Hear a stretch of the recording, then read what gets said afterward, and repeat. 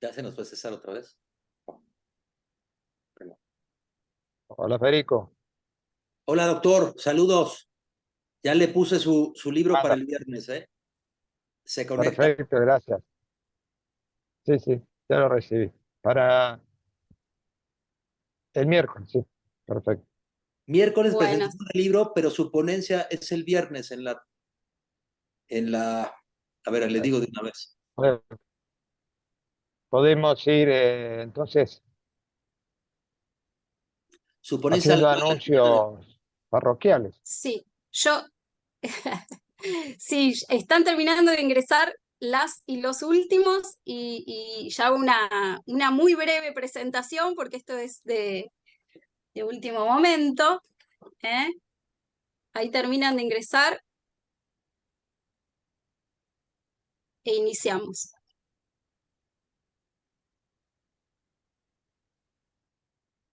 Bueno, voy dando comienzo. Bueno, hoy para todos y todas las que nos están escuchando, tenemos el gusto de contar con el doctor César Arese, con un tema, bueno, que genera mucha expectativa, mucha curiosidad. Son muchas y muchas las que nos están acompañando en el Zoom. Entiendo que también por YouTube. Obviamente todas y todas conocen al doctor César Arese, pero hago una muy breve presentación. El doctor es doctor en Derecho y Ciencias Sociales y postdoctorado egresado de la Universidad Nacional de Córdoba, es ex juez de la Cámara de Trabajo de Córdoba, presidente de la Asociación Argentina, no sé si esto está del todo actualizado, César, nos corregirás en todo caso, de la Asociación Argentina de Derecho de Trabajo y la Seguridad Ex, Social ex de presidente, Córdoba, ex, ex, ex perfecto, presidente.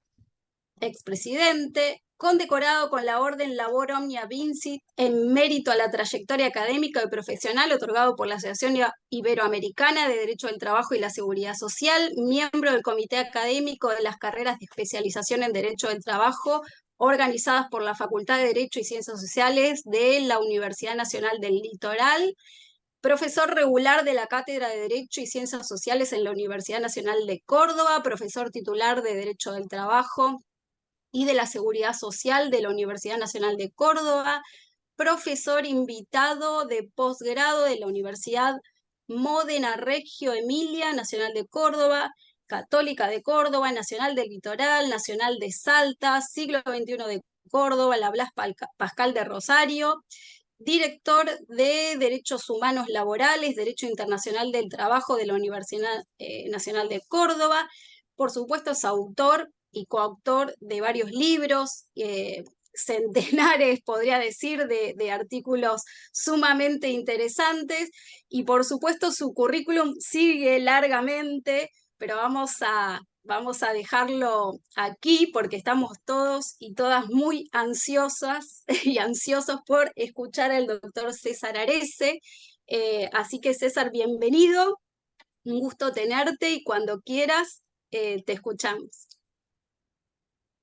Gracias, doctora Vidal, gracias al doctor Facini, que también está haciendo la organización técnica. Gracias, por supuesto, al grupo de estudios de Derecho Social por esta invitación y la posibilidad de que esto quede en realidad grabado y le permita, en todo caso, en el futuro, a quien se interese por este título un tanto provocador, profundizar sobre el tema de trabajo y felicidad, felicidad y trabajo. Tengo que hacer un pequeño backstage o entre bambalinas para explicar cómo viene este, este trabajo. A mí siempre me llamó la atención que la Constitución norteamericana, que más propiamente la Declaración de Independencia de Estados Unidos, Filadelfia, 1776, contenga como primera Carta de Derechos Humanos del mundo, referencia, por supuesto, a la condición igualitaria y de libertad o libertaria del hombre, pero también como un tercer derecho, el de la búsqueda de la felicidad. Y entonces me puse a indagar acerca del nexo que podía existir entre este derecho esencial, este derecho humano, y el trabajo, temática sobre la que eh, se sabe trabajo hace muchos años, derechos humanos laborales. Y a propósito del comienzo del ciclo lectivo 2022 de Derechos Humanos Laborales en la Universidad Nacional de Córdoba, hice una investigación personal que me llevó a realizar la conferencia inaugural con esta temática. Me refiero al año 2022. Como la conferencia fue transmitida también por YouTube de la Facultad de Derecho, es que Juan Raso, de Uruguay, conocido creo en toda Latinoamérica, oyó la ponencia y me puso en contacto con Antonello Oliveri de Italia, que me informó, coincidía en este tema, estamos hablando de comienzo de 22, porque la revista torinese Variaciones su diritto del lavoro acaba de publicar un dossier sobre trabajo y felicidad, sin yo saberlo. Entonces, Antonio Oliveri me pidió el artículo y fue editado en primer lugar en italiano y en esta misma revista, pero con otro título, un título un tanto extraño, si se quiere, porque el título era Trabajo y felicidad, emoción del ladrillo feliz. ¿Por qué? Porque en realidad hacía referencia al tango Tinta Roja, que ustedes saben, comienza con una frase legendaria poética, que es aquella de Paredón, tinta roja en el gris del ayer. Tu emoción de ladrillo feliz sobre mi callejón. Es un tango de Piana y Cátulo Castillo, muy conocido, y que tenía también, aparte de esto de ladrillo feliz, que a mí me gusta siempre como giro, que un ladrillo puede ser feliz, qué cosa extraña, me parece que tiene que ver con el trabajo. Y además es un guiño, porque en el tango se habla del tano que tomaba el bombín. Bombín es una expresión piemontesa, ¿no? De buen vino. Y entonces se estableció este puente con Italia de forma extraña, si se quiere, pero luego el trabajo ya completo, corregido, publicado en italiano, ahora en castellano, integra un capítulo de este libro, Derechos Humanos Laborales, cuya primera edición ya tiene una década, pero esta es del año pasado. Y entonces el último capítulo es precisamente Trabajo y Felicidad, de Derechos Humanos Laborales de Rubinzal Pulsoni. Y a propósito de la presencia de Federico Ahumada aquí en la sala, este trabajo en la Cátedra de Derechos Humanos es una especie de escuela y se tiene otros dos trabajos relativos a derechos humanos, uno del año pasado, Desafíos, Derechos Humanos Laborales, y que acaba de salir, está fresquita la tinta, fresquita realmente, porque se presenta este viernes en la Feria del Libro de Córdoba y la semana que viene en el Congreso del ILTRAS y de la Sociedad Mexicana de Derechos de Trabajo en la Ciudad de México. Digo esto porque tiene que ver con un trabajo de investigación que hacemos en esta escuela y que venimos a poner a disposición de ustedes y dejarlo en el soporte de YouTube. La exposición se divide en tres partes. Son una parte que es tres preguntas que nos llevan a la antigüedad, a la modernidad y a la contemporaneidad. Una segunda parte sobre el tema de mercancía a derecho por parte del trabajo, y una parte final que tiene que ver con las conclusiones, pero viene de la mano del arte, que sé que mucho gusta este espacio. Esas tres partes.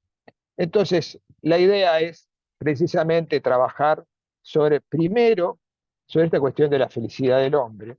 Y claro, ahí hay una frase que a mí me parece liminar, que es muy interesante para poder comenzar, que es la que lanzó Hannah Arendt hace ya un tiempo, en La condición humana, y es la siguiente: la búsqueda de la felicidad es tan innegable como el derecho a la vida. La búsqueda de la felicidad es tan innegable como el derecho a la vida. Entonces, vinculado con el trabajo, hay tres preguntas que podríamos hacer, de la mano también de algunos de la poesía. Hace ya un tiempo, Bertolt Brecht, y en un contexto de luchas fratricidas como era la Segunda Guerra Mundial, se preguntaba, Bertolt Brecht, preguntas de un obrero ante un libro. Tebas, la de las 7 puertas, ¿quién las construyó? Y los libros figuran los nombres de los reyes. Arrastraron los reyes los grandes bloques de piedra. Y Babilonia, destruida tantas veces, ¿quién la volvió a construir otras tantas? Hasta acá Bertolt Brecht. Y la pregunta sería, ¿qué sentían? ¿Qué sentían? ¿Qué padecieron? ¿Qué anhelaban aquellos obreros que hicieron tantas fenomenales obras de la cultura y de la construcción humana? ¿Sí? Desde las 7 puertas de Tebas hasta las terrazas de Babilonia. Otras preguntas. En la época en que se construían catedrales, hoy ya no se construyen catedrales, un ministro inglés visitó las obras de una de estas y encontró varios obreros. A uno le preguntó, ¿qué hace usted? Y el obrero le dijo, yo trabajo la piedra. Le preguntó a otro, ¿y usted qué hace? Yo gano 3 chelines por día con el trabajo. Y finalmente encontró a otro obrero y le hizo la misma pregunta. ¿Qué hace usted? Yo construyo una catedral. Y miró hacia la catedral. Este hombre, al parecer, sentía que estaba emparentándose con Miguel Ángel o con la Capilla Sistina, con una gran obra de arte. Y ese era el sentido de su trabajo, muy distinto al de los dos anteriores. Y podríamos seguir con las preguntas, pero claro, ¿qué sentimiento tiene aquel que trabaja frente a su trabajo? Y aquí hay una suerte de panóptico que podríamos realizar. Ustedes saben que la palabra trabajo deriva de tripalium, que es un instrumento de tortura, ¿no? Pero el trabajo sí, desde el antiguo, se emparenta con una visión, si se quiere, pesimista. Ganarás el pan con el sudor de tu frente, con el esfuerzo, ¿no? Esa especie de maldición bíblica sobre el trabajo. Pero no ha sido siempre así. También está la ilusión del ladrillo feliz, la ilusión de la realización, la ilusión de aquel obrero picapedrero que construía una catedral para la eternidad, para el culto, para la adoración a Dios, para, en definitiva, una visión mística de su propio trabajo de picapedrero. ¿Y qué nos contestaría hoy por hoy si nosotros paramos a un jornalero digital, a un hombre de bicicleta y de mochila que está repartiendo mercancía como todos sabemos? ¿Qué nos contestaría? Tal vez lo mismo.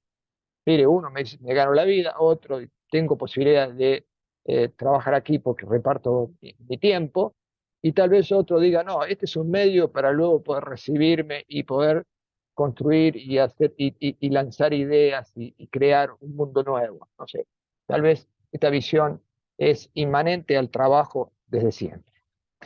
Y digo desde siempre porque la cuestión de la felicidad no es cosa nueva en la historia del pensamiento. Y ahí voy a las respuestas desde la antigüedad, desde la modernidad y de la contemporaneidad. Platón, ya cuarto siglo antes de Cristo, trabajaba sobre el concepto de felicidad. La felicidad como un objeto social. Así es, amigo mío, decía, si has hallado para los que van a gobernar un modo de vida mejor que el gobernar, podrás contar con un Estado bien gobernado. Dice luego, no en cambio, donde los pordiceros y necesitados de bienes privados marchan sobre los asuntos públicos, convencidos que allí han de apoderarse del bien.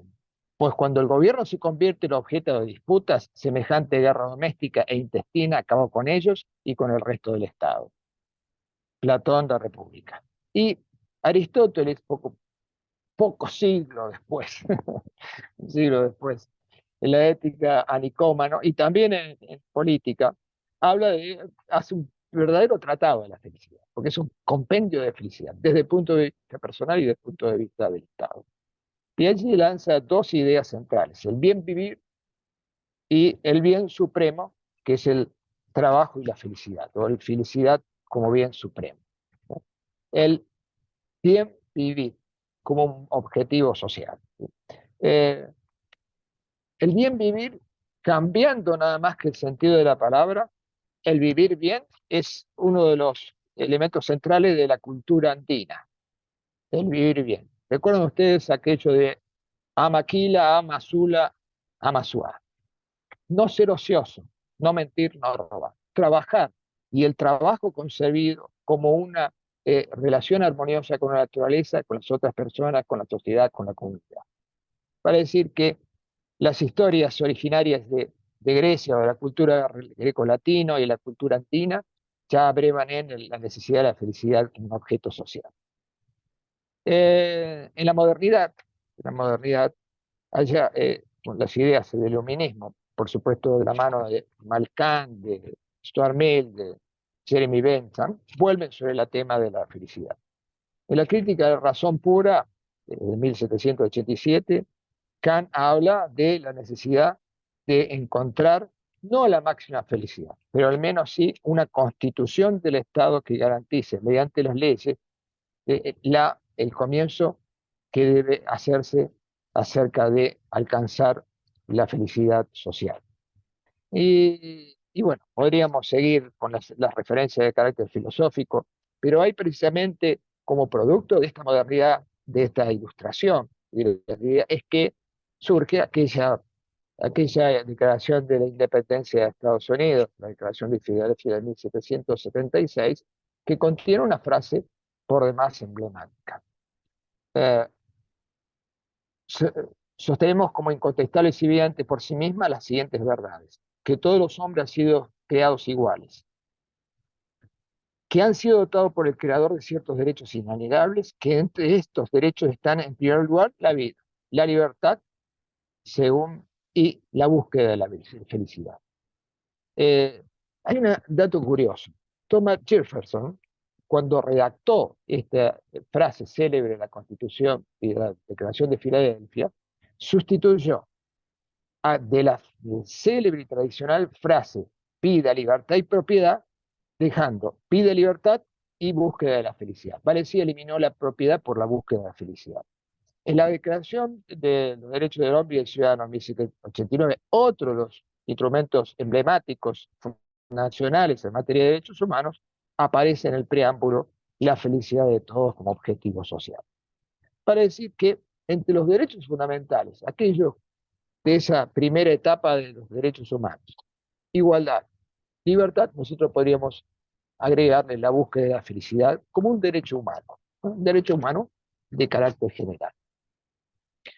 La contemporaneidad se ha ocupado, por supuesto, largamente de la felicidad, pero yo quiero rescatar a alguien que en particular, y por su ascendencia a las ideas, posiblemente nos marque algunas pautas interesantes en la materia. Bertrand Russell, premio Nobel este, de, de literatura, aunque era matemático, como todos ustedes saben, que en su obra La conquista de la felicidad, se pregunta acerca si precisamente el trabajo es una desdicha o es un medio para encontrar la felicidad. Y revela, a propósito de Miguel Ángel y de su producción artística tan magnífica, tan, diríamos, fundacional también en materia de la cultura del Renacimiento, si era un hombre feliz. Bueno, dice Bertrand Russell que Miguel Ángel en realidad pintaba mucho, y lo hacía con mucha frecuencia y con un equipo de gente, porque necesitaba dinero para mantener a su familia. Eso es lo que dice Bertrand Russell. Pero Bertrand Russell dice: ¿cuáles serían los secretos de una vida feliz? La salud, medio suficiente para no sufrir privaciones, tener relaciones personales satisfactorias y desempeñar una actividad laboral con éxito. En realidad, luego, después, Bertrand Russell dudó de estas ideas que son de la década del 30 y en un trabajo posterior que se llamó El elogio de la ociosidad, se desdijo de algún modo diciendo: habrá felicidad y alegría de vivir en lugar de nervios gastados, cansancio y dispepsia cuando exista una acceso o el derecho al ocio, también aparte de un derecho a un buen trabajo. Volviendo sobre la condición humana de Hannah Arendt. Hannah Arendt, por supuesto que piensa a Carlos Marx y su divinización del trabajo. Porque Carlos Marx, recuerdan ustedes, decía, en la medida que se produce la industrialización creciente, las personas van a tener más tiempo disponible y por lo tanto van a poder disfrutar más del tiempo, del ocio, de disfrutar de la vida. Sin embargo, dice Hannah Arendt, en la misma condición humana, el del hombre que dispone de más trabajo se abalanza sobre los mercados y se convierte en un consumidor y en realidad no aprovecha el tiempo libre sino para consumir y volver a mover la rueda del consumo. Esto lo decía Hannah Arendt ya en los años 50. Y bueno, y esto es muy cierto. Hoy en día nuestra sociedad tiene tiempo libre, o si es que lo tiene, hay trabajos o hay ocupaciones que llevan, según Jonathan Crary, al 24/7, es decir, que existe un capitalismo tardío que nos está quitando hasta el sueño como vía de liberación, ¿sí? 24/7. O bien, ya conocemos las ideas tan publicitadas últimamente de Byung-Chul Han con la sociedad del consumo, ¿sí? O la infografía, en que en realidad los trabajadores se van convertido, dice textualmente, en una especie de ganado laboral, es decir, alguien que en definitiva va tranquilo a trabajar y luego se dedica a consumir, ¿sí? Y peor aún, si rescatamos ideas como la de David Graeber, que habla de aquello de eh, bullshit, o sea, bullshit shop. Lo digo en inglés porque tal vez alguien pueda entenderme, pero se refiere a los trabajos más despreciables. Y aquí debería acudir al célebre escritor argentino Fontana Rosa, que dice a las cosas hay que decirlas con su nombre. ¿De acuerdo con ustedes? De aquel célebre discurso que pronunció en el Congreso Mundial de la Lengua de Rosario, y se refirió a la palabra mierda, o las malas palabras y la palabra mierda. Bueno, en realidad lo que dice este autor, David Graeber, es trabajos de mierda, textualmente. Y efectivamente, hay muchos trabajos que son de mierda por su inutilidad o por su peor condición. Y también eso es parte de la condición laboral que no da salida. Pero claro, y aquí viene la segunda parte de mi exposición. El derecho, las instituciones que se deberían traducir en un comportamiento moral, un comportamiento ético, lleno de valores, de contenidos axiológicos en la sociedad, ha venido, por supuesto, a evolucionar y a poner un marco en este sentido. Ahí me planto también en lo que Antonello Olivieri se pregunta en su trabajo publicado en Torino respecto al trabajo y la felicidad. Ningún legislador, dice, es capaz de decir qué hará felices a la sociedad. Pero la ley, especialmente la laboral, puede al menos crearlo artificialmente o fijar las condiciones para su búsqueda. En realidad lo formula como una pregunta. Bien, esa es la pregunta que queremos responder ahora, que sería la cuarta pregunta. Bien, hablábamos de Filadelfia, aquella Filadelfia, ahora hablemos de la otra Filadelfia, la de la Declaración de Filadelfia de la Organización Internacional del Trabajo, que es en realidad el objetivo de la organización de la OIT, ¿sí? De 1944, recuerden ustedes, aún no había concluido la Segunda Guerra Mundial, y esta declaración se presenta por su contenido como una declaración de derechos humanos, porque prácticamente transcribe, pero 4 años antes, la fórmula de la Declaración Universal de Derechos Humanos en lo relativo a estas condiciones de libertad e igualdad y también de dignidad para la persona humana. Y allí, en esta declaración, aparece aquella formulación sintetizada, reformada luego, el trabajo no es una mercancía. El contenido del trabajo no es una mercancía, no es que el trabajo en sí no es una mercancía. En realidad se refiere, el trabajo lo puede realizar una máquina, vale decir que podría ser una mercancía dado el caso. Pero lo que no es una mercancía es el hombre que trabajó, porque el trabajo no se realiza solo, se lo realiza un hombre. Y esto es el gran contenido, la gran utopía que plantea la OIT en 1919 primero y luego en Filadelfia en 1944. El trabajo no es una mercancía. Esta fórmula viene de 1919, pero fue acortada y potenciada en 1944 en la medida que se incorpora en el marco de esta Declaración de Derechos Humanos Laborales, digamos así. ¿Sí? Fórmula que, como todos sabemos, también toma la Carta Americana de Garantías Sociales, ¿sí? En cuanto se proclama que todo trabajador tiene derecho a seguir su vocación y dedicarse a la actividad que le acomode, va a decir que tenga satisfacción. Al igual que la Declaración Americana de Derechos y Deberes del Hombre, estamos en 1948, todavía no estaba vigente, no estaba aprobada la Declaración Universal de Derechos del Hombre, donde, aparte de estos tres principios básicos de las declaraciones de derechos humanos, libertad, igualdad y dignidad, se fija nuevamente el objetivo de alcanzar la felicidad. Me refiero a la Declaración Americana de Derechos y Deberes del Hombre de 1948. ¿Sí? Son, por supuesto, aquí esto está completado por la propia Carta de la OEA o la Carta o el Protocolo San Salvador después, con aquellas condiciones justas, equitativas y satisfactorias del artículo 7. Pero la Declaración Universal de Derechos del Hombre, todos hemos leído que en el artículo 23 se habla del derecho al trabajo en condiciones equitativas y satisfactorias de trabajo y de la protección contra el desempleo. Sobre esto, naturalmente, se ha trabajado muchísimo. De hecho, la Corte Interamericana de Derechos Humanos desde 2017, en Lago del Campo, le ha dado un contenido acerca de la estabilidad, pero nosotros nos paramos más en la idea de esto de condiciones satisfactorias, la satisfacción. ¿Sí? Recuerdo, no hace falta tampoco recordar en Argentina, esto ahí tenemos gente de otros países, que nuestra Constitución, el artículo 14 bis, habla de condiciones dignas y equitativas de labor, lo cual también le da un contenido al trabajo. Bien, eh, nosotros podríamos aquí montar brevemente una suerte de aparato jurídico.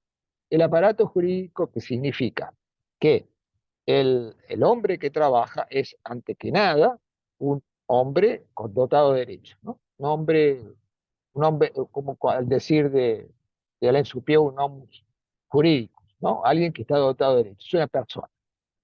Y esa persona, ese continente de derechos, además lleva consigo el derecho a la dignidad humana. Por lo tanto, nosotros, como bien lo dice el artículo 4 de la Ley de Contrato de Trabajo, concebimos un objeto del trabajo y un trabajador que se despliega en el ámbito del trabajo, sea dependiente o sea autónomo, siempre que sea trabajo, no una relación de intercambio económico, no es una mercancía, no está comportando como una mercancía, sino que tiene como principal objeto su actividad productiva, pero también creadora, la creación. Artículo 4 de nuestra ley de contrato de trabajo. Pero claro, es cierto que los aparatos jurídicos dirigidos al trabajo, al reconocer un homus dignum, un homus jurídicos, y podríamos decir también un homus jurídicos operario o de la condición obrera, no bastan con sí mismos con la legislación del trabajo. Podríamos decir, y en este aquí cito a Stefano Rodotà, filósofo italiano, ingresos ciertamente, pero junto y a veces sobre todo condiciones del vivir, donde el material da el tono todo demás, determina la calidad de la misma, de la vida misma. Y aquí aparece lo que todos ya conocemos, que es el trabajo decente, el concepto de trabajo decente lanzado por la OIT, vale decir, una especie de estado superior en materia de reconocimiento. Hasta aquí teníamos condiciones dignas, satisfactorias, acomodadas, que le acomode, decía al trabajador, y ahora tenemos, y desde hace tiempo, por supuesto, alrededor de 20 años, el concepto de trabajo decente, que viene a unir la moral, la ética, con las reglas destinadas a la protección del trabajo, ¿sí? Porque hay una convergencia en el concepto de trabajo decente, ¿sí?, entre los objetivos estratégicos de la organización del trabajo, la promoción de derechos fundamentales, el empleo y la protección social y el diálogo social, ¿sí? Eh, Al decir de nuestro querido amigo Barreto Chioni, aquí hay llaves, claves, ¿no?, entre libertad, equidad, seguridad y dignidad humana, que se viene a reunir en este componente moral y ético que rige las normas de trabajo y que por supuesto también ha sido incorporado a la Agenda 2030 de Desarrollo Sostenible de Naciones Unidas. Y entonces aquí viene la, la propuesta. ¿Existe un derecho humano laboral a la felicidad en el trabajo? Esa es la respuesta que nos proponemos, ¿sí? Bien, cuando nosotros hablamos de felicidad, englobamos esto de satisfacción, de dignidad, de, de decencia. Lo decente es precisamente aquello que nos hace sentir bien, que es moralmente correcto, y el desarrollo del derecho del trabajo como un garante de este objetivo, ¿sí? El trabajo es, por supuesto, en determinadas condiciones, un medio para alcanzar la felicidad. ¿Cómo? Eh, Hay una suerte de divinización en materia del trabajo, porque en algún momento se pensaba que el trabajo por sí mismo, realizado técnicamente de forma correcta, con buena formación, con buen salario, bastaba para considerar que una persona debía sentirse un hombre feliz. Tengo aquí, por aquí lo conseguí hace muy poquito, un libro que habla de esto. La clave Estela, de Primo Levi, es el primer libro de Primo Levi. No sé si conocen a Primo Levi, pero Primo Levi era un químico, era un químico, torinese, también de Torino, no sé por qué todo está por ahí, por Torino, que eh, trabajó como químico y en varias partes del mundo. Y ahí conocí a un supuesto operario muy bien formado, que andaba trabajando en la, en la fábrica Lancia en distintos puertos del país, del mundo, y él lo considera como una suerte de Odiseo, de Ulises, ¿no?, que va con su llave Estela. Es la llave Estela, es una llave muy conocida, que es tiene este tamaño más o menos, puede ser más grande, y que tiene una forma de estría y que permite abrir muchas tuercas, ¿sí?, aflojar muchas tuercas. Y ahí describe a un operario que él lo convierte en una suerte de Ulises, ¿sí?, que es Libertino Fausone, Tino Fausone, un hombre orgulloso de su trabajo. Yo no sé si esta figura del trabajador está hoy tan en vigencia, ¿no? ¿Por qué? Porque para poder arribar a esa condición, habría varias que llenar desde el punto de vista del trabajo para eh, completar esa idea de hombre eh, de trabajo pleno y satisfecho y en condiciones decentes. Y ahí podríamos poner 3 o 4 escalones. El primero, claramente, como podríamos abrevar en las fuentes de OIT y de Naciones Unidas, es, por supuesto, una ocupación, ¿no? La ocupación, no ocupación de dependiente necesariamente, ocupación, tener trabajo. La ocupación parcial, la ocupación informal, en condiciones este, eh, de sumergimiento legal, que es la condición del 60% de la población mundial y 35 a 40% de la población de Argentina y de nuestros países latinoamericanos, en cifras del 40 al 50%, no son, por supuesto, la condición más favorable. La primera condición es tener trabajo, pero no, y ahí viene la segunda condición, no cualquier trabajo, en cualquier condición, no. Un trabajo que, por supuesto, no sea esclavo, que no comprenda a los niños, ¿sí?, que sea en condiciones igualitarias. De hecho, lo que podríamos resumir en la Declaración de Principios y Derechos Fundamentales de OIT: prohibición del trabajo infantil, prohibición del trabajo forzoso, trato igual, libertad sindical y negociación colectiva, y entorno seguro y saludable para la realización del trabajo. Pero aún así, establecidas estas condiciones, nos faltaría un escalón más, la satisfacción en el trabajo. El trabajo en el que se está contento, se está feliz, se tiene como un medio de realización personal, creativo, que conforme un proyecto de vida, un derecho humano a la felicidad en el trabajo, a la satisfacción, a la decencia. Y esto sí, claro, es todo un desafío, ¿no? Aquí creo que ingresa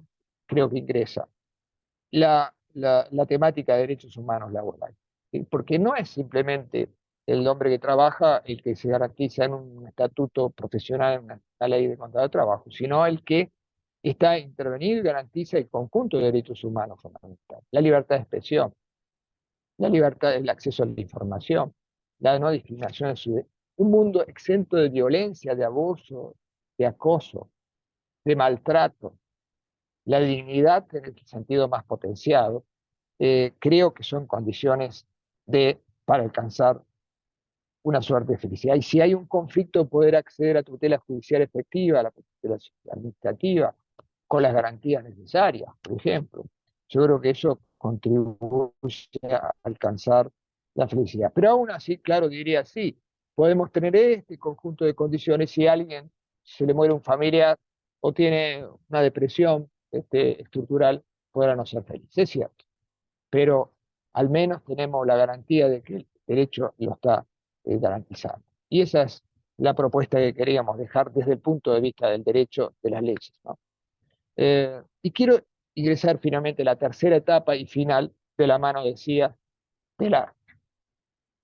En el paraíso de Dante Alighieri, dice que vio un águila de luz formada por las almas iluminadas que gozan del placer paradisíaco y del disfrutar. El fruit, según la expresión de Dante Alighieri, que creo que no está en el italiano, sino que es una expresión que él creó. Y dice, veía ante mí con las alas abiertas la bella imagen que en el dulce fruit conformaban las almas en su dicha. ¿Y por qué esta figura? Porque el águila representa la justicia y el bien como condición para este fruit, para este disfrutar. Y bien, el mundo del trabajo es excluyente, es creativo, es reactivo, es rebelde, es subversivo en cierta manera. Y cuando las condiciones de trabajo no son, obviamente, como las que aspiramos o las que tratamos de poner como objetivo, aquel que permita alcanzar la felicidad, es el trabajador el que aún de forma personal crea ciertas condiciones de felicidad. Piénsense en aquella película de los años 60, 50, 60, que se llamó Rizzo Amaro, y que se desarrollaba nada menos que en las explotaciones arroceras de Vercelli, en el Piemonte, en Italia, donde las mujeres trabajaban sumergidas en el agua, a pleno sol e inclinadas, ¿sí? Y es más, se les prohibía hablar entre ellas, ¿sí? Se les prohibía hablar. Jornadas extensísimas. Está descrito perfectamente en esta película de Giuseppe De Santis, de 1949. ¿Y qué hacían estas mujeres para evadir y para crear y para sentir felicidad? Cantaban, porque eso no estaba prohibido. Lo que estaba prohibido era hablar, pero no cantar. Y allí dicen que, de esa planicie húmeda de verano de Vercelli, dice que surgió aquel célebre Bella Ciao, el tan conocida canción anónima relativa y que es una protesta.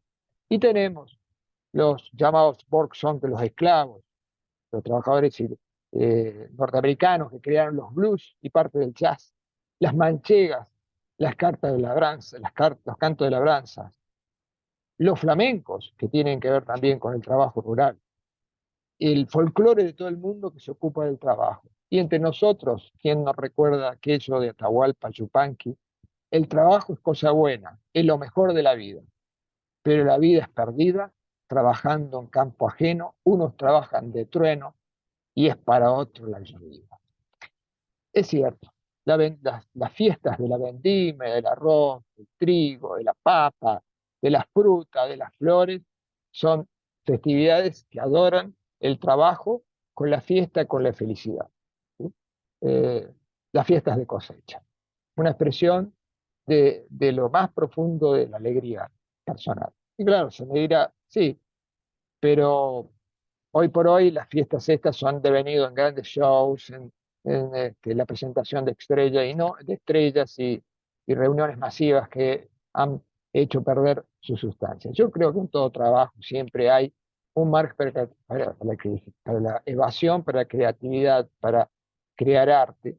Y esto es lo que en definitiva también hoy nos, nos está salvando de cierta manera. ¿Sí? El tráfico diario, la imaginación, el consumismo, esta tecnodependencia, la sociedad de la información, nos están acosando. Pero siempre hay formas de evadir y poder alcanzar, a través de la lucha, de la organización y también del arte, de poder evadirnos y poder crear un mundo feliz. Quiero terminar con unas declaraciones de Charles Chaplin que son poco conocidas, que yo las encontré por ahí en una obra perdida de Deodoro Roca, fundador de la Reforma Universitaria, pero gran escritor. Y todos conocen, por supuesto, la película Tiempo Moderno, una descripción brutal, pero a su vez irónica y creativa del mundo del trabajo. ¿Por qué digo esto? Porque todos saben que en tiempos modernos se trata de la vida de un operario que trabaja intensísimamente, precisamente con esta llave de Estela, ¿no? La llave de Estela, porque no sé si recuerdan la célebre escena de que Charles Chaplin está trabajando en la línea de montaje y utiliza precisamente una llave y no da más para poder asumir el ritmo de producción. Bien, digo que, ¿y qué hace Charles Chaplin? ¿Qué hace este personaje, mejor dicho, de tiempos modernos? Se va de la fábrica, y se dedica al arte, se dedica a cantar. Y él, entonces, en algún momento le preguntaron a Charles Chaplin qué mensaje quiso dar eh, con este personaje que se fugaba del mundo del trabajo y se dedicaba, en definitiva, al arte. Y dijo que se trataba de crear un vagabundo poético. ¿Y por qué un vagabundo poético y no un operario y cantarle, en definitiva, a su condición obrera? Y dijo, antaño todo hombre podía realizar una obra, ya fuera lo material, una poesía o una carroza, no importa. El compañero que quería llegar a maestro debía realizar una obra maestra. El trabajo producía alegría. Hoy, en que cada obrero en la fábrica no realiza sino una ínfima manipulación, cuyo sentido dentro del proceso total se le escapaba, el trabajo carece de alma,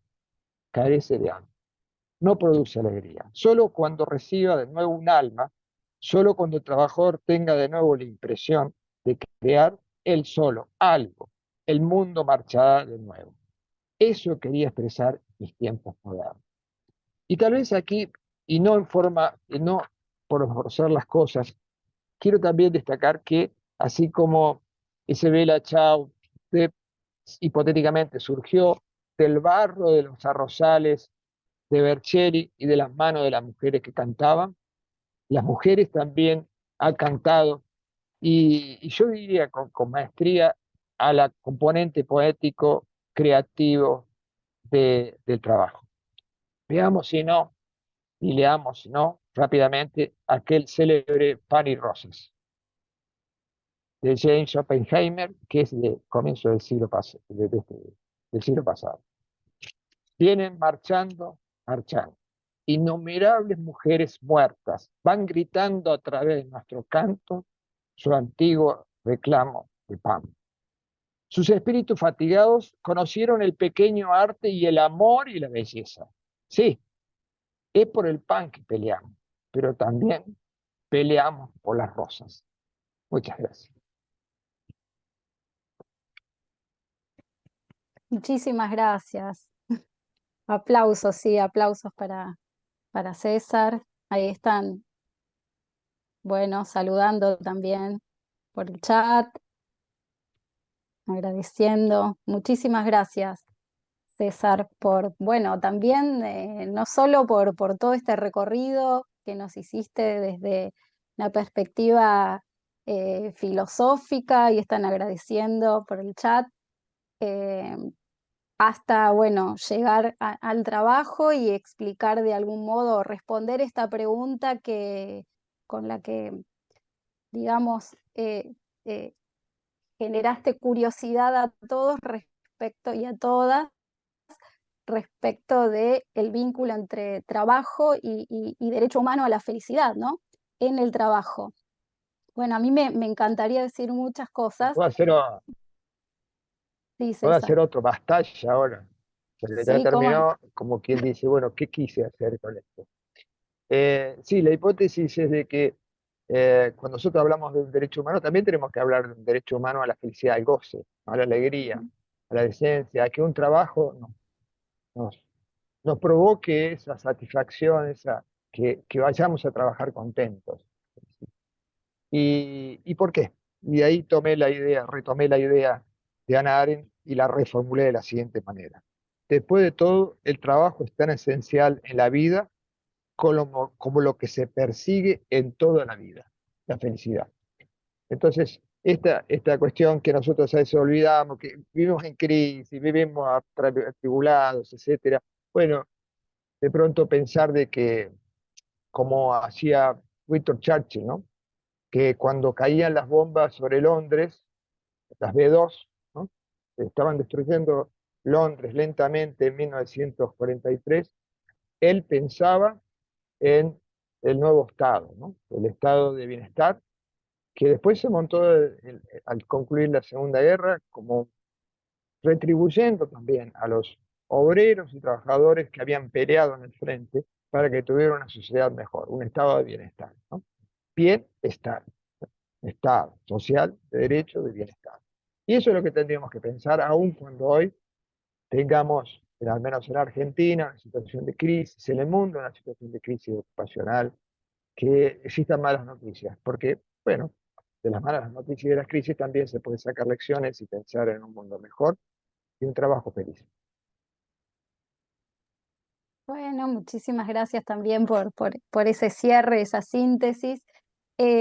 Bueno, creo que es uno de los Zoom más numerosos, así que si quieren hacer alguna pregunta, ahí están haciendo comentarios. A ver, voy a leer alguno, pero si quieren hacer alguna pregunta, si ya pudieron ir pensándola. Quiero hacer una pregunta.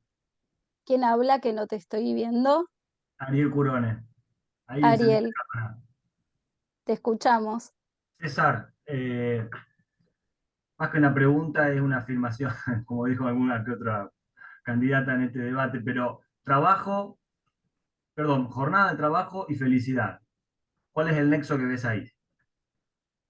Una afirmación y una Y pregunta. bueno, para que nos visiten, nos estén viendo de otros países, tenemos en este momento en Argentina un debate sobre la reducción de la jornada.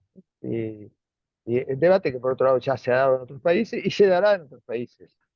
Un debate demorado porque obviamente tenemos un convenio un número uno de OIT que ya 10 años después había sido revisado en el sentido, digamos, de reducir la jornada, ¿no? De 8 horas, 48 horas, 40 semanales. Y sí, parte de la clave, de la llave de la posibilidad de alcanzar la felicidad del trabajo está en el tiempo de trabajo. Nosotros, mañana va a salir en un diario de circulación nacional, un artículo mío, que está titulado De Sol a Sol. De Sol a Sol. Ustedes dirán, qué exagerado, hoy ya no se trabaja de sol a sol como en el campo, en otra época.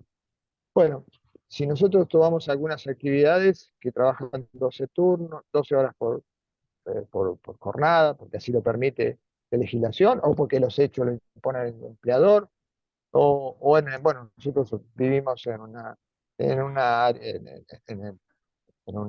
lugar del donde durante el invierno, por supuesto, acorta las jornadas, y hay jornadas que se extienden a 10, 12, 11, 12 horas y es de sol a sol. Bien, nosotros tenemos que repensar que la reducción de la jornada no solo es más libertad, sino también es más ocio, tiempo para la creación, para la formación, para la familia, para el deporte, para la política, para la vida social, para el amor, en fin, para conocernos, para participar en sociedad. Y esto no lo puede robar el trabajo dependiente. No lo puede robar el trabajo dependiente, y por eso es sano, gracias Ariel, pensar en cómo utilizamos racionalmente el tiempo productivo y, y que además esto sea en condiciones dignas, equitativas y felices, por una parte, y por otro lado que tengamos tiempo también para el disfrute, ¿no? Esa es la idea. Muchísimas Hola, gracias, César. Y gracias, Ariel, por la pregunta. Era la pregunta que tenía pendiente, pero quería dejarles espacio para que puedan preguntar ustedes. Así que excelente pregunta. Sí, Sara, te veo que estás levantando la mano. Te escuchamos. hola, ¿qué tal? Bueno, pues yo pertenezco a Iltras con mi magnífico presidente aquí, el doctor Federico Anaya. Y bueno, yo creo que un comentario que quisiera pues combinarlo con lo que ha dicho el doctor César Aresi, ¿no? Me parece que hay muchas aristas para que seamos felices y entiendo yo lo de la reducción de horario, entiendo yo lo de las vacaciones, el disfrutar y un equilibrio familiar, etcétera, etcétera. Y un poco lo que yo platicaba en este último artículo que hice, que se llama Las industrias K de Corea, las industrias K, de los K-dramas, seguramente han visto series, etcétera, etcétera. Y lo que yo decía es lo siguiente, creo que evidentemente se requiere un equilibrio, pero en América Latina en específico nos está ganando mucho la informalidad. Entonces, perder un trabajo implica un alto grado de estrés. Y no solo perder un trabajo, o sea, también nos hace feliz un trabajo, pero también tenemos que sumar esto que necesitamos un trabajo. Y estoy a favor de que se reduzcan las horas de labores, etcétera, etcétera. Pero creo que en nuestros países, en Latinoamérica, hay mucho desfase de esto. Entonces, no todos pagan igual impuestos y las empresas se desmoronan poco a poco y cada vez se acorta más la formalidad. Entonces, ese es un problema. Por otro lado, creo que los trabajadores de América Latina, junto con muchos otros trabajadores, están sufriendo mucho porque hay una alta competencia por un solo puesto. Y estaba yo escuchando el comentario de este libro, que es muy bueno, de Bullshit Jobs, que es extraordinario porque sí te abre un panorama. Y creo que hay que combinarlo con una nota de Yuval Harari, que dice que va a haber una clase de trabajadores inútil, que le llaman. O sea, que no podrán desempeñarse en el futuro y es alrededor del 45% de los trabajos que actualmente conocemos. Pero bueno, ya me extendí mucho. Creo que tiene muchas aristas. Sí, es verdad que se requiere un equilibrio, pero también es cierto que en América Latina la gente pues está queriendo sus trabajos y pues a veces van a trabajar de más porque no les va a quedar de otra, o sea, porque sí puedo ser muy feliz, pero necesito una manera de hacer mi proyecto de vida y no se puede hacer sin un trabajo. Pero eso es todo. Muchas gracias y excelente plática, excelente título y por supuesto muy vanguardista el tema. Gracias, doctor. Gracias a todos. Muchas gracias, Sara. César, Gracias, no sé Sara. si querés hacer algún comentario al respecto. No, claro, muy preparada la pregunta, con multiplicidad de temas, claro, sí. Entonces, Muy interesante. simplemente es difícil dar una respuesta a los planteos de que sí, efectivamente hay una gran proporción de trabajadores que están sin trabajo y que no encuentran trabajo. Bien, pero eso es pensar que también vivimos en una sociedad, ¿no? Que el trabajo parece ser que salva alguna parte a cualquier precio, con cualquier jornada, con cualquier salario, cualquier condición, y esto no es posible, no, mejor dicho, no es deseable, no es lo que nosotros pensamos que queremos lograr como sociedad. pero reconozco los problemas de tipo económico, los problemas de tipo estructurales que tiene nuestra economía, de hecho, de nuestras economías. En realidad, es cierto, nosotros pensábamos de que vivimos y viviríamos en una sociedad de pleno empleo, de plena ocupación, y está ocurriendo exactamente lo contrario en muchos países, especialmente de Latinoamérica, ¿no? Bueno, es desafío. Ahora, esto no quiere decir que exista este problema, no quiere decir que nosotros resignemos el objetivo a un derecho humano laboral, a la felicidad, ¿no? Felicidad laboral. Porque, en definitiva, estamos en este mundo para, también para disfrutar, ¿no? No simplemente para trabajar y para partir en un día habiendo solamente producido, habiendo sido una mercancía. De hecho, si nosotros hacemos un examen de nuestras vidas y recordamos nuestros mejores momentos, seguramente serán los familiares, los deportivos, los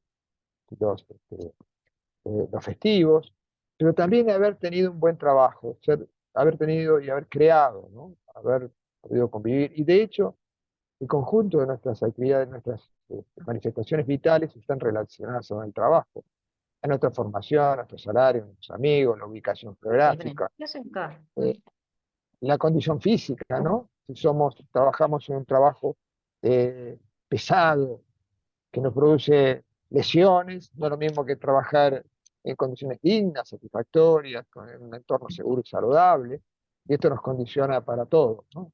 Para la vida de relación, para los proyectos de vidas personales, para la creatividad. Así que, bueno, repensar esto de que es posible un trabajo también en felicidad es un desafío. Y a veces dirán, ¿qué habla este en época de crisis, de fragmentación, de baja de salario, bueno, hasta hace poco de COVID, etcétera? ¿Qué habla de ser feliz? ¿Y por qué no? ¿Por qué no? ¿Por qué no? En todo momento es bueno para hablar de tratar de ser feliz, todo momento. El peor momento. Primo Levi, al que hacíamos alusión hace un momento, pasó una temporada en Auschwitz y pudo volver para contarlo. Y lo contó con muchos libros, pero en particular en esto con una apuesta a la vida, a la felicidad, incluso en el mundo del trabajo. Tal vez ese modelo de Libertino Fausone, ese operario de los años 70, hoy ya no existe.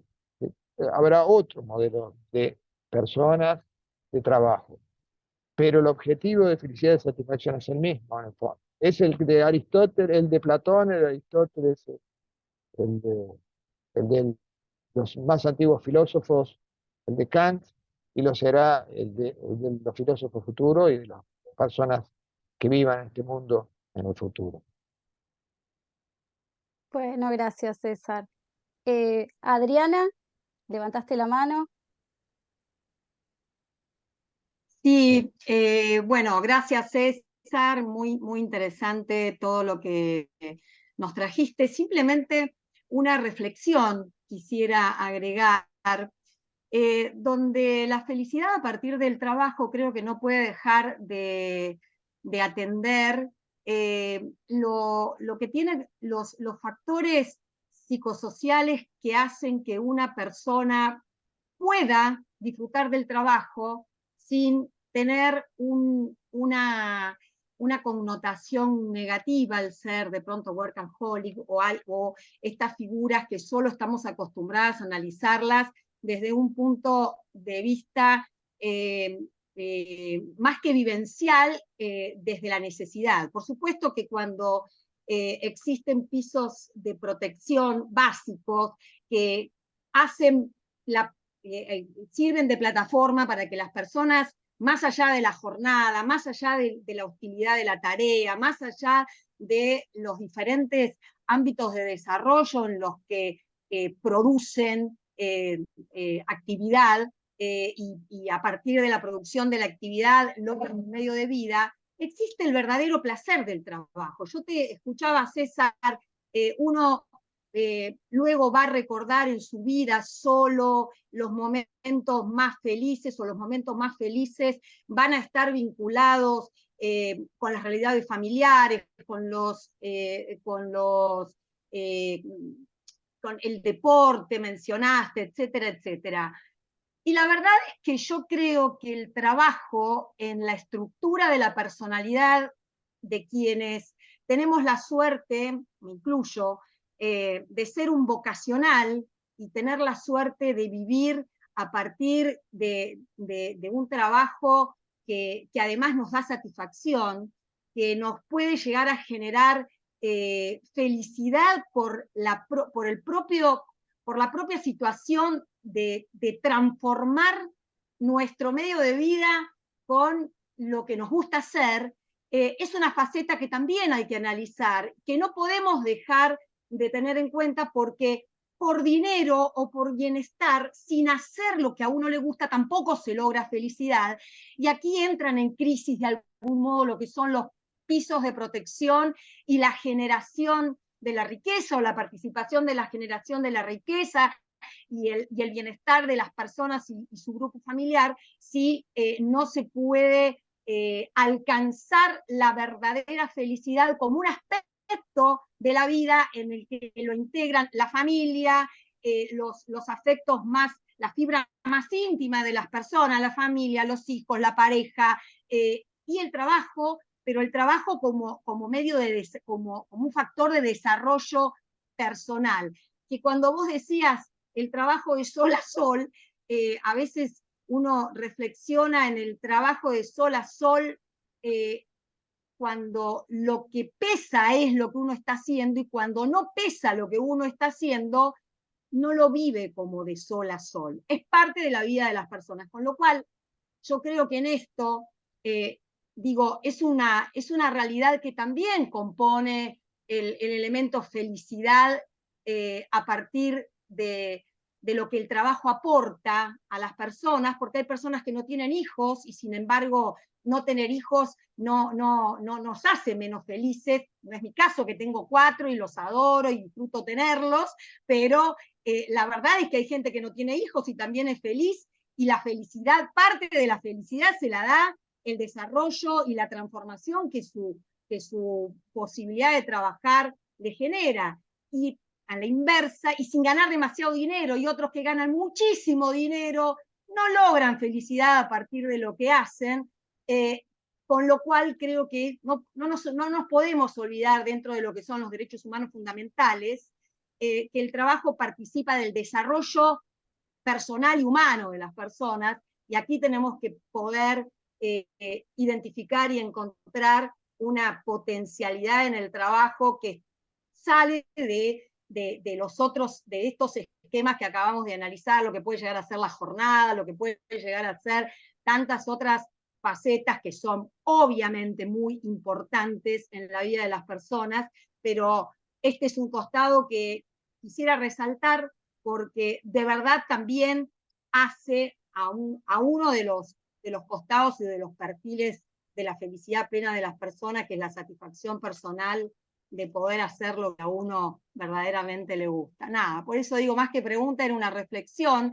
No puedo dejar de hacerla a partir de lo que personalmente a uno le puede, sé que participamos de esto mismo, muchos de los que estamos acá, y bueno, es bueno que también podamos valorizarlo, porque hace a los derechos humanos fundamentales también, que es la base del desarrollo pleno de las personas. Esto era lo que yo quería aportar en esta reflexión tan importante de lo que es trabajo y felicidad. Muchísimas gracias, Adri, muchísimas gracias. No estoy viendo ahora todavía manos levantadas, no quiero dejar a nadie afuera, pero Chango, ¿una pregunta? ¿Una Sí, reflexión? A ver. una pregunta y una reflexión. Con todo este paseo que nos hiciste, César, un poco por todos los distintos filósofos, empezando por Aristóteles, quien fue uno de los primeros filósofos que habló de la felicidad o trató de la felicidad. Y está demostrado que la felicidad en el trabajo se relaciona no solo con la creatividad, sino con la productividad y las mejoras. Y dentro de, de esta variedad de filósofos que citaste también, creo que citaste por ahí al pasar a Bauman, que nos hablaba de la sociedad líquida, del trabajo líquido y de la volatilidad y la vertiginosidad que tenía todo. Vos pensemos que Bauman se murió en el año 2017, antes de la pandemia, que con la pandemia también tuvimos una revolución tecnológica, la cual recuerdo que en una charla de José Luis Ugarte, aquí también para el GETS, hablaba de... había muros que se habían derribado, tanto muros temporales del trabajo como muros espaciales. Ya no estaba esa división del trabajador en la fábrica 8 horas trabajando y después yendo a su casa y disfrutando de su familia, de su tiempo libre, de esparcimiento, que también hacía la felicidad del trabajador y a su productividad en el trabajo. ¿Cómo pensás, César, que impacta toda esta revolución tecnológica, donde ya esos muros espaciales y temporales han sido derribados y donde quizás en esa analogía que tiraste a lo último del trabajo de sol a sol, ahora ya no hay un límite de corte, ni temporal o espacial, con esto del teletrabajo, el home office, y cómo impacta eso en los trabajadores? Bueno, qué tema, ¿no? Qué tema, Chango. Porque, claro, tanto Bauman como citábamos a Hang o citábamos a los otros autores, lo relaciona en lo que evidentemente, incluso Hannah Arendt ya lo advertía en los años 50, que nuestro tiempo libre y nuestras posibilidades tecnológicas de aligerar el trabajo, de hacer más trabajo en menos tiempo, parece ser que nos convierte en más esclavos, ¿no? El consumismo, la dependencia, la tecnodependencia, etcétera. Ahora, fíjate vos, ¿no? Hay muchos jóvenes, muchos chicos que se han tomado para sí, esta libertad. Y ellos no se sujetan a determinados trabajos, priorizan el tiempo libre, la posibilidad de viajar. Por supuesto, es gente de clase media, naturalmente, formada, y que puede hacerlo, ¿no? Pero un segmento importante de trabajadores tecnológicos tienen claro, ¿no? De que no es un objetivo, el trabajo no es un objetivo en sí mismo para sustentarse, sino que por un lado un medio creativo y por otro lado es un medio para el ocio. Y disfrutan del ocio. Y viajan y cambian de trabajo si les exigen mucho, etcétera, etcétera. En eso creo que hay una suerte de rebelión inorgánica, sin objetivos ideológicos, posiblemente hedonista, claramente hedonista, pero bueno, pero rebelión al fin, ¿no? El no sujetarse a esa estructura que se le impone desde un capitalismo exacerbado. En fin, eso Mismo por Bauman supuesto hablaba del trabajo líquido, eso generalizar. que vos decís. Claro, claro, bueno, digo que hay algunos que se someten y están como con tecnodependencia, ¿no? Claramente, pero otros que son, por otro lado, tecnoliberales, ¿no? En el sentido de que toman a esto simplemente como un medio para otros objetivos de la vida, ¿no? Muchos dicen, a los chicos no les importa nada, cambian de trabajo cada rato. ¿No están también buscando la felicidad? Entonces, pregunto, ¿no? Veámoslo desde ese punto de vista. No es que a veces no es que sean irresponsables, son gente muy formada en muchos casos. Y sin embargo, priorizan este aspecto de la vida y creo que es respetable. Si eso se traduce en irresponsabilidad del trabajo, no sé. Pero también ese es el costado, ¿no? Que tendríamos que pensar de este mundo que nos toca vivir con el impacto tecnológico, que está cambiando, obviamente, todos estamos cambiando todos los días, ¿no? Ahora, lo lamentable es que esto no sirva para, como creía Marx, para que tengamos una sociedad en que se pueda suprimir el trabajo esclavo, porque eso lo hacen las máquinas. Al parecer somos más esclavos que nunca, por un gran segmento de los trabajadores. Qué paradoja, ¿no? Qué paradoja. Bueno, Perdón, muchísimas gracias. Adriana, y lo de Adriana, por supuesto, Sí. lo firmo ahí donde hay que firmar, simplemente. Adriana hace el aporte de la seguridad social claramente, que es su gran especialidad, y por supuesto, claro, el trabajo no puede dar toda la respuesta, la seguridad social, el bienestar social, la sociedad del bienestar, con la que se pensó en su momento, como se piensa a veces, ¿no?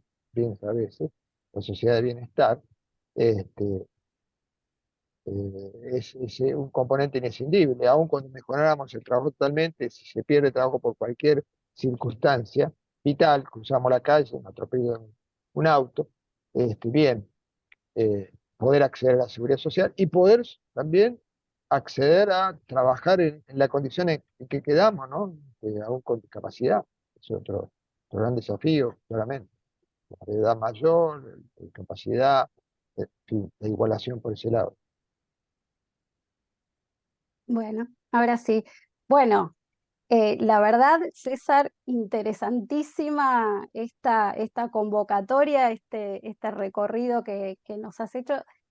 Nos dejaste con, bueno, muchas inquietudes, muchos disparadores, creo que innumerable cantidad de reflexiones para seguir trabajando tal vez en otras charlas, pero se me ocurre, me quedó, digamos, esta idea que planteaba Sara a partir de tu desarrollo, esto que decía Harari, ¿no? De que peor que una sociedad explotada es una sociedad inútil, y no esto que decía el Chango, vinculado a la tecnología, y también a esto que decías vos, César, respecto de la utopía de Marx, que también habría que pensarlo, ¿no? Si la tecnología reemplazará a las personas o posibilitará en algún punto trabajos más satisfactorios, con una jornada de trabajo más reducida, menos expuesta a los riesgos. Supongo que dependerá también de las decisiones que los gobiernos adopten a nivel internacional al respecto, ¿no? Cómo se van a utilizar las tecnologías, cuál va a ser, bueno, la intervención del Estado en ese sentido. Y esto bueno, de qué tipo de trabajo, como decía César, ¿no? Para poder primero tener un trabajo, y se me ocurre la idea de el derecho al trabajo, ¿no? La estabilidad, la posibilidad de tener un trabajo para poder tener un proyecto de vida, ¿no? Y luego un trabajo con una jornada reducida para no trabajar de sol a sol, como decía César, pero también bien remunerada, como decía de alguna manera, o que nos dejó pensando Sara, porque si no, de otro modo sería imposible trabajar menos horas, sino que las personas buscarían otros empleos para poder costear y vivir dignamente. Así que nos dejás con una cantidad de reflexiones, incluso con esto que planteabas del buen vivir, ¿no? Y de cómo afectamos a la naturaleza, y esta idea de que se plantean en constituciones, digamos, como la de Ecuador, de pensar en la felicidad, en el buen vivir, en que las personas se integran de algún modo como parte de la naturaleza, ¿no? Y no afectándola para poder realmente vivir feliz. Muchísimas ideas que nos dejaste, César, te agradecemos desde el HEDS de corazón por habernos acompañado, sobre todo por habernos traído este tema, y bueno, vamos a seguir charlando sobre esto. Muchísimas gracias a todos y todas por habernos acompañado, y gracias, César. Muchas gracias. Gracias, Verónica, gracias, Chanco, bueno, a Raúl, que está ausente hoy, pero a todo el grupo de estudios de Derecho Social, porque esto es también un tema de estudio, ¿no? De estudiar. Sí. No Hermoso para seguir estudiando, hermoso. sino también estudiar hacia dónde caminamos al final, ese es el tema. Muy interesante, muy Muy bien, interesante. gracias. Muchísimas gracias. Gracias, César. Gracias a todos y todas. Nos vemos Bueno. pronto. Adiós.